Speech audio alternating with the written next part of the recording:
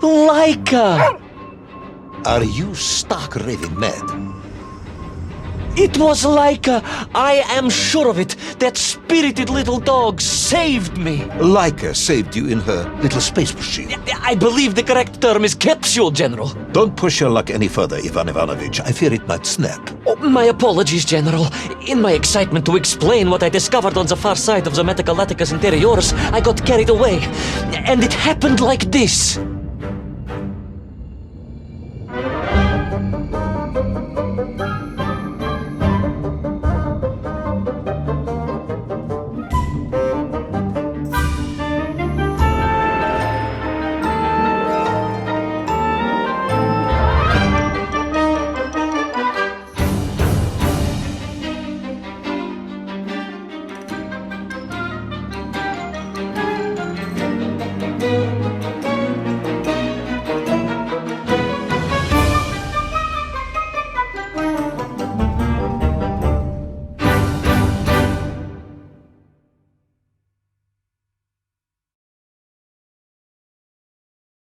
A rocky moon. It's the center of the Earth. The source of all creation, General. A place where time flowed like rivers, and boulders of raw matter rained like comets upon the cratered rock. Another miraculous escape from death. Another happy accident. It was no accident, General. Laika took me there entirely deliberately, I'm sure of that. She continues to be a heroine and a savior and protector of our great nation.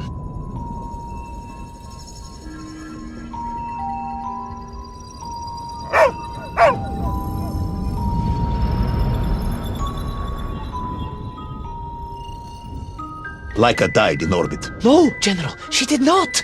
She's very much alive and happy, and currently living several miles below our feet. Laika is dead, Ivan. She most certainly is not, General. This is the real world, Tovarish. A world where you did not go to the center of the Earth, and Laika died in orbit. In my world, General, Laika is still alive. A better world, some may argue. Very well. I will live in your world for a while longer, but time is running out. Ah, yes, time, General. I was just coming to that. There in the distance it stood, enveloped in a mighty time storm. The world clock, General. The beating heart of all history. The axis mundi, the pillar of the world. Not enough to conquer Russia by drilling back to the surface with his magical mind-controlling atomic radio set, then? No, General.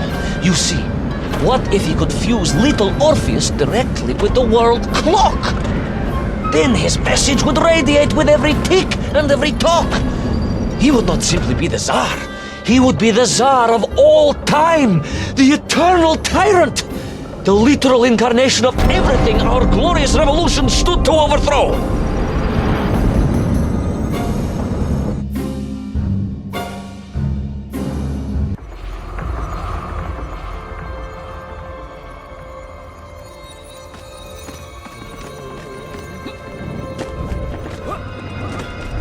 Sonikiv! Uncanny, General. But it was somehow different. I felt no cold. The waves were motionless. Indeed, it was as if I had stepped free of those rivers of time and stood on entirely motionless ground. And there in the distance, What? debris from Tsarya and tall slave mines had washed up here, almost as if I were meant to find it. And there, amongst it, the winking of steel led me to a blasting cap, and a plan began to form.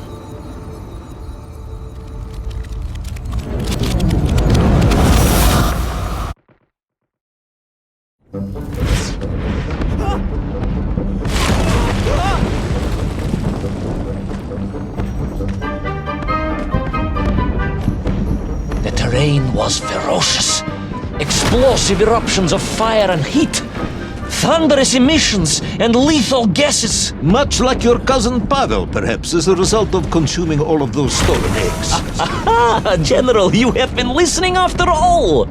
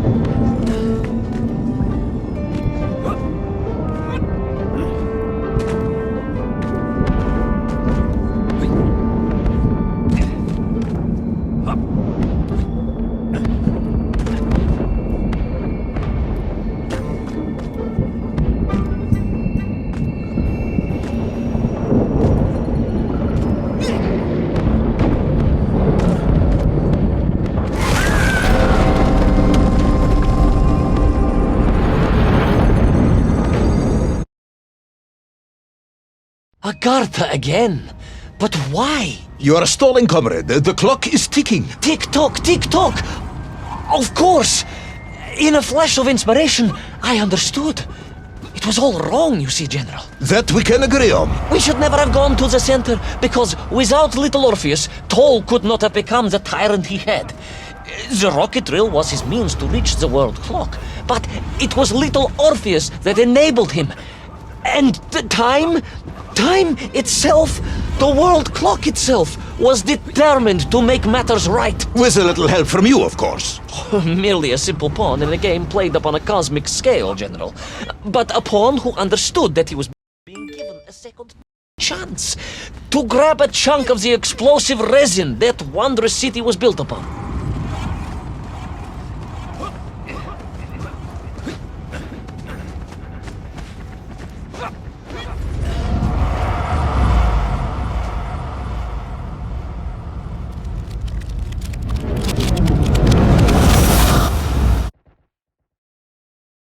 And I was back.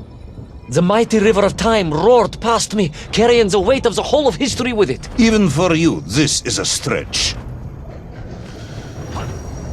Our time is almost up. I have to submit my report within the hour. Time, General. Time was nearly up indeed.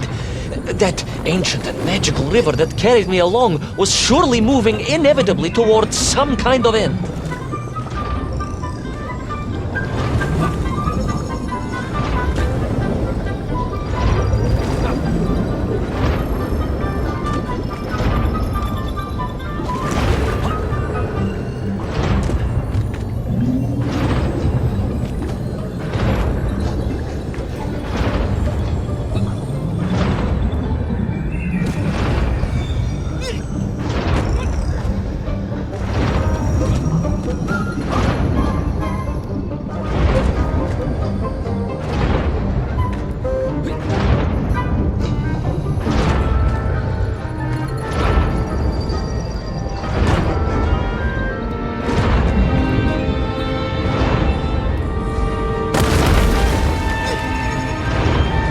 Enough. No more Privalov. No more stories. No more lost worlds and space dogs. I'm full of it. It is nearly midnight, and you have not given me the adequate explanation for the whereabouts of enough. No more Privalov. No more stories. No more lost worlds and space dogs. I'm full of it. It is nearly midnight, and you have not given me the adequate explanation for the whereabouts of little Orpheus and the atomic bomb. But, General, I am about to tell you what happened when I finally caught up with the villain Toll. I do not care, Tavarish. I simply do not care.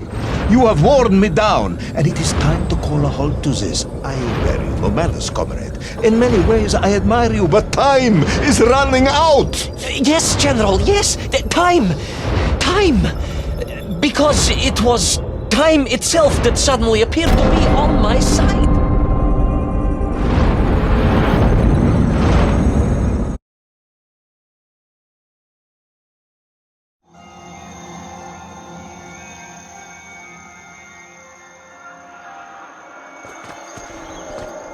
Perhaps the world clock was so impressed with your egg-wearing antics it decided to return you to Plutonia for a second attempt.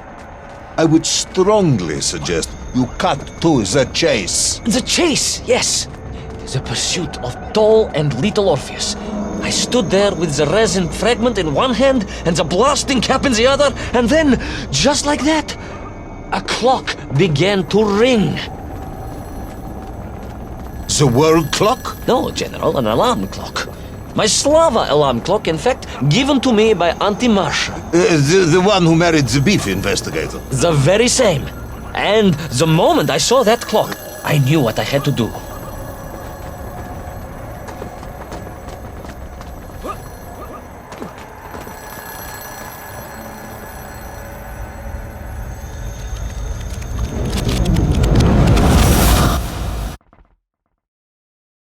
Yes, I'm waiting. A bomb, General. A bomb to destroy a bomb. So, you decided to build a bomb, eh? A bomb to destroy little Orpheus. It was a simple plan, really, General. Yes, you are very fond of your simple plans.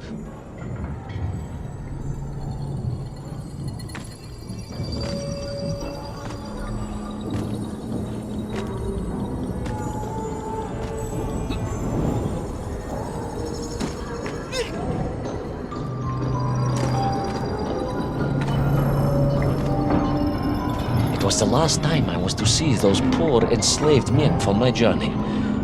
As they scurried in agitation around the base of the rocket drill, now a dreadful weapon of war in the hands of a madman, I was reminded of my mother. Your mother looked like a nymph? That is extremely disrespectful, comrade. No, I meant I was raised by my mother from an early age, of course. My childhood memories of my father were all too brief. You are rambling, Comrade Privalov. Time is running out. Diani Rezinovi. Time will run out for us all, General, will it not? And it ran out for my father on the shores of Volga. Your father fought at Stalingrad? He did, General. So did I. Well, so you see, General. Perhaps we are just the same, you and I. Perhaps we are all just Menkf in the end.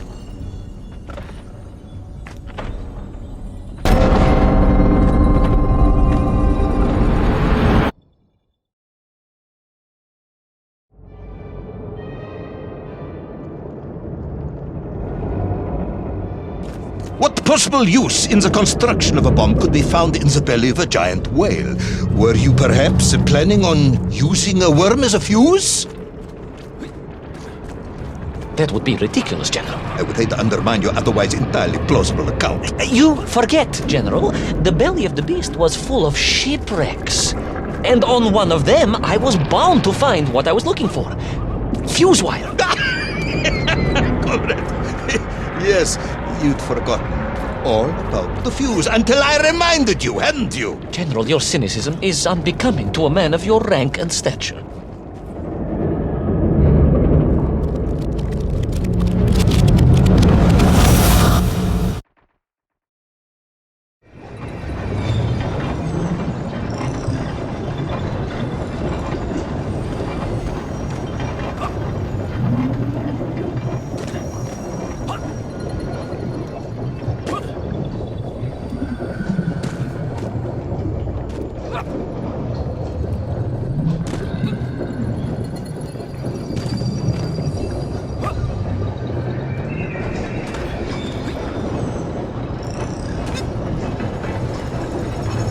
The clock was now ticking, General. Literally. I was surrounded by time, immersed in it, floating along a river of it on a raft made of history, seeking the next moment.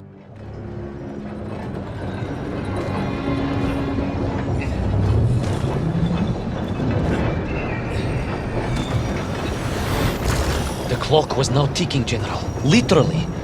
I was surrounded by time, immersed in it, floating along a river of it on a raft made of history, seeking the next moment of opportunity to hurtle backwards amongst those lost worlds. I am a patient man, Tavarish. I lost 3 toes in the winter outside Sharkovskaya in 42. A drunken dentist removed 2 frostbitten toes and 1 perfectly healthy one. You may therefore consider me a man blessed with an uncommon level of endurance for discomfort. I hate visiting the dentist. My uncle Vanya was a dentist, and he was a deeply strange man, notwithstanding the love he felt for his pigs. Is what? He was a pig dentist, General. He always claimed that the human mouth presented an insufficient challenge. Let me challenge you, comrade. You will tell me what happened to little Orpheus. My patience is exhausted. I am done. But we are nearly there, General.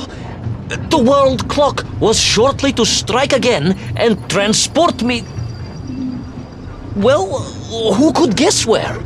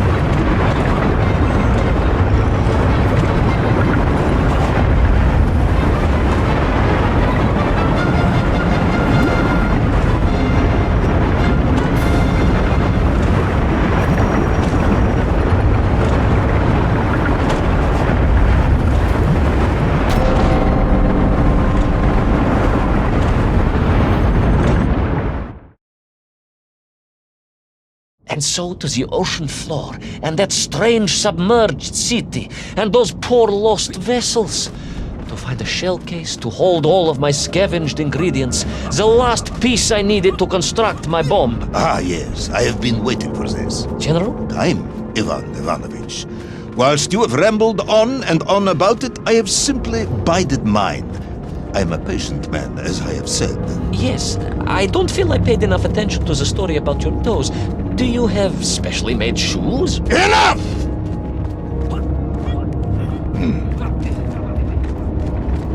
Now I have your full attention. Indulge me, Tavarish. Explain to me how you made this bomb. General? Your bomb, comrade, that you so brilliantly constructed to destroy little Orpheus. Tell me how you made it.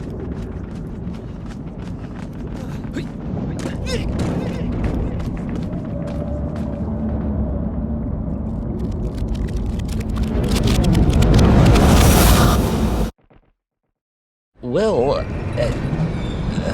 In detail.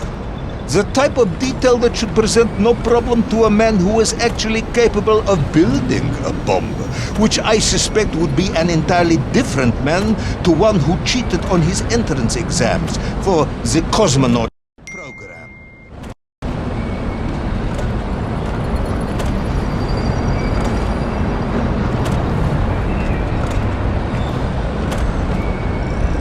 You are uncharacteristically silent, comrade. Cat, got your tongue? if I may, General, perhaps just a minute or two to gather my thoughts? There are precious few minutes left. We have reached our conclusion, I think.